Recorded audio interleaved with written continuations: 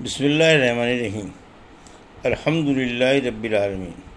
والصلاۃ والسلام علی سید المرسلین و خاتم النبیین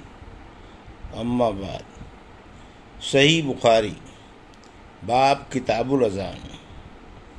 حدیث نمبر 836، اردو ترجمہ۔ اگر نماز میں پیشانی یا ناک کو مٹی لگ جائے تو نہ پوچھے جب تک نماز سے فارغ نہ ہو۔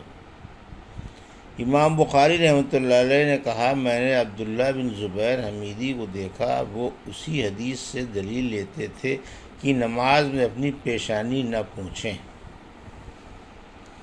ہم سے مسلم بن ابراہیم نے بیان کیا، کہا کہ ہم سے حشام دستوائی نے یحییٰ بن ابی کثیر سے بیان کیا،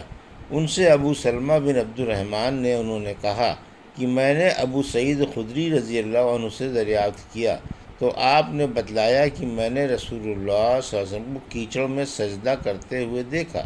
مٹی کا اثر آپ صلی اللہ علیہ وسلم کی پیشانی پر صاف ظاہر تھا۔ حدیث نمبر 837، اردو ترجمہ۔ سلام پھیرنے کا بیان۔ ہم سے موسیٰ بن اسماعیل نے بیان کیا، انہوں نے کہا کہ ہم سے ابراہیم بن سعد نے بیان کیا، انہوں نے کہا کہ ہم سے ابن شہاب زہری نے ہند بنت حارث سے حدیث بیان کی کہ ام المومنین حضرت ام سلمہ رضی اللہ عنہ نے فرمایا کہ رسول اللہ صلی اللہ علیہ وسلم جب نماز سے سلام پھیرتے تو سلام کے ختم ہوتے ہی عورتیں کھڑی ہو جاتی باہر آنے کے لیے، اور آپ کھڑے ہونے سے پہلے تھوڑی دیر ٹھہرے رہتے تھے۔ ابن شہاب رحمۃ اللہ علیہ نے کہا کہ میں سمجھتا ہوں اور پورا علم تو اللہ ہی کو ہے، آپ اس لیے ٹھہر جاتے تھے کہ عورتیں جلدی چلی جائیں اور مرد نماز سے فارغ ہو کر ان کو نہ پائیں۔ حدیث نمبر 838، اس بارے میں کہ امام کے سلام پھیرتے ہی مقتدی کو بھی سلام پھیرنا چاہیے، اور حضرت عبداللہ بن عمر رضی اللہ عنہ اس بات کو مستحب جانتے تھے کہ مقتدی بھی اسی وقت سلام پھیریں جب امام سلام پھیرے۔ ہم سے حبان بن موسیٰ نے بیان کیا، کہا ہمیں عبداللہ بن مبارک نے خبر دی، کہا کہ ہمیں معمر بن راشد نے زہری سے خبر دی، انہیں محمود بن ربیع انصاری نے، انہیں عتبان بن مالک رضی اللہ عنہ نے۔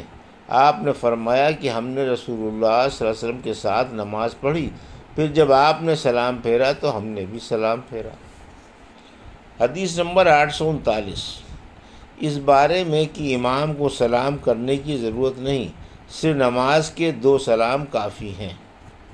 ہم سے عبدان نے بیان کیا، کہا ہمیں عبداللہ بن مبارک نے خبر دی، کہا کہ ہمیں معمر نے زہری سے خبر دی، کہا کہ مجھے محمود بن ربیع نے خبر دی، وہ کہتے تھے کہ مجھے رسول اللہ صلی اللہ علیہ وسلم پوری طرح یاد ہیں، اور آپ کا میرے گھر کے ڈول سے کلی کرنا بھی یاد ہے جو آپ نے میرے منہ میں ڈالی تھی۔ حدیث نمبر 840، اردو ترجمہ۔ انہوں نے بیان کیا کہ میں نے عتبان بن مالک انصاری سے سنا، پھر بنی سالم کے ایک شخص سے اس کی مزید تصدیق ہوئی۔ عتبان رضی اللہ عنہ نے کہا کہ میں اپنی قوم بنی سالم کی امامت کیا کرتا تھا، میں نبی کریم صلی اللہ علیہ وسلم کی خدمت میں حاضر ہوا اور عرض کی کہ میری آنکھ خراب ہو گئی ہے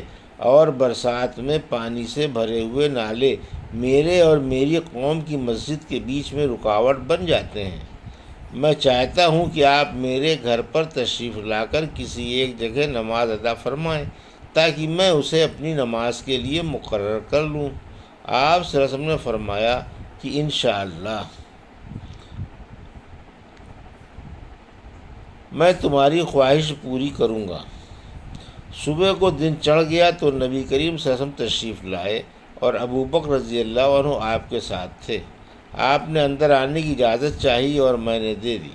آپ بیٹھے نہیں بلکہ پوچھا کہ گھر کے کس حصے میں نماز پڑھوانا چاہتے ہو؟ ایک جگہ کی طرف جسے میں نے نماز پڑھنے کے لیے پسند کیا تھا اشارہ کیا۔ آپ نماز کے لیے کھڑے ہوئے اور ہم نے آپ کے پیچھے صف بنائی، پھر آپ نے سلام پھیرا، اور جب آپ نے سلام پھیرا تو ہم نے بھی پھیرا۔ حدیث نمبر 841، نماز کے بعد ذکر الہی کرنا۔ ہم سے اسحاق بن نصر نے بیان کیا، انہوں نے کہا کہ ہمیں عبدالرزاق بن حمام نے خبر دی، انہوں نے کہا کہ ہمیں عبدالملک بن جریج نے خبر دی، انہوں نے کہا کہ مجھ کو عمرو بن دینار نے خبر دی، کجا عبداللہ بن عباس رضی اللہ عنہ کے غلام ابو معبد نے انہیں خبر دی، اور انہیں عبداللہ بن عباس رضی اللہ عنہ نے خبر دی کہ بلندن آواز سے ذکر فرض نماز سے فارغ ہونے پر نبی کریم صلی اللہ علیہ وسلم کے زمانے مبارک میں جاری تھا۔ ابن عباس رضی اللہ عنہ نے فرمایا کہ میں ذکر سن کر لوگوں کی نماز سے فراغت کو سمجھ جاتا ہوں۔ حدیث نمبر 842، اردو ترجمہ۔ ہم سے علی بن عبداللہ مدینی نے بیان کیا، انہوں نے کہا کہ ہم سے سفیان بن عینیہ نے بیان کیا، انہوں نے کہا کہ ہم سے عمرو بن دینار نے بیان کیا، کہا کہ مجھے ابو معبد نے ابن عباس رضی اللہ عنہ سے خبر دی کہ آپ نے فرمایا کہ میں نبی کریم صلی اللہ علیہ وسلم کی نماز ختم ہونے کو تکبیر کی وجہ سے سمجھ جاتا تھا۔ علی بن مدینی نے کہا کہ ہم سے سفیان نے عمرو کے حوالے سے بیان کیا کہ ابو معبد بن عباس رضی اللہ عنہ کے غلاموں میں سب سے زیادہ قابل اعتماد تھے۔ علی بن مدینی نے بتایا کہ ان کا نام نافذ تھا۔ حدیث نمبر 843، اردو ترجمہ۔ ہم سے محمد بن ابی بکر نے بیان کیا، انہوں نے کہا کہ ہم سے معتمر بن سلیمان نے بیان کیا، ان سے عبید اللہ عمری نے بیان کیا، ان سے سمی نے بیان کیا، ان سے ابو صالح ذکوان نے بیان کیا، ان سے ابو ہریرہ رضی اللہ عنہ نے فرمایا کہ نادار لوگ نبی کریم صلی اللہ علیہ وسلم کی خدمت میں حاضر ہوئے اور کہا کہ امیر و رئیس لوگ بلند درجات اور ہمیشہ رہنے والی جنت حاصل کر چکے، جس طرح ہم نماز پڑھتے ہیں وہ بھی پڑھتے ہیں، اور جیسے ہم روزے رکھتے ہیں وہ بھی رکھتے ہیں، مال و دولت کی وجہ سے انہیں ہم پر فوقیت حاصل ہے کہ اس کی وجہ سے وہ حج کرتے ہیں، عمرہ کرتے ہیں، جہاد کرتے ہیں اور صدقے دیتے ہیں، اور ہم محتاجی کی وجہ سے ان کاموں کو نہیں کر پاتے۔ اس پر آپ صلی اللہ علیہ وسلم نے فرمایا کہ لو میں تمہیں ایک ایسا عمل بتلاتا ہوں کہ اگر تم ان کی پابندی کرو گے تو جو لوگ تم سے آگے بڑھ چکے ہیں انہیں تم پالو گے، اور تمہارے مرتبے تک پھر کوئی نہیں پہنچ سکتا، اور تم سب سے اچھے ہو جاؤ گے، سوائے ان کے جو یہی عمل شروع کر دیں۔ ہر نماز کے بعد 33 مرتبہ اور تکبیر 34 مرتبہ کہیں گے۔ میں نے اس پر آپ صلی اللہ علیہ وسلم سے دوبارہ معلوم کیا تو آپ صلی اللہ علیہ وسلم نے فرمایا کہ سبحان اللہ اور الحمدللہ اور اللہ اکبر کہو، تاں کہ ہر ایک میں ان میں سے 33 مرتبہ ہو جائے۔ حدیث نمبر 844، ہم سے محمد بن یوسف فریابی نے بیان کیا، انہوں نے کہا کہ ہم سے سفیان سوری نے عبدالملک بن عمری سے بیان کیا، انہوں سے مغیرہ بن شعبہ کے کاتب وراد نے انہوں نے بیان کیا کہ مجھ سے مغیرہ بن شعبہ رضی اللہ عنہ نے معاویہ رضی اللہ عنہ کو ایک خط میں لکھوایا کہ نبی کریم صلی اللہ علیہ وسلم ہر فرض نماز کے بعد یہ دعا پڑھتے تھے، اللہ کے سوا کوئی لائق عبادت نہیں، اس کا کوئی شریک نہیں، بادشاہت اس کی ہے اور تمام تعریف اس کے لیے ہیں، وہ ہر چیز پر قادر ہے۔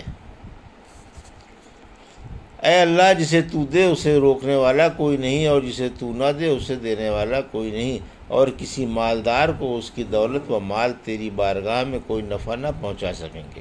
شعبہ نے بھی عبدالملک سے اسی طرح روایت کی ہے۔ حسن نے فرمایا کہ حدیث میں لفظ جد کے معنی مالداری کے ہیں، اور حکم قاسم بن مخیرہ سے وہ وراد کے واسطے سے اسی طرح روایت کرتے ہیں۔ یہ تھا صحیح بخاری باب کتاب الاذان کی حدیث نمبر 836 سے حدیث نمبر 844 تک کا اردو ترجمہ جو ابھی آپ نے سماعت فرمایا۔ اللہ سے دعا ہے کہ اللہ ہمیں ان حدیثوں کی صحیح سمجھ عطا فرما اور ان پر عمل کرنے کی توفیق عطا فرما، آمین یا رب العالمین۔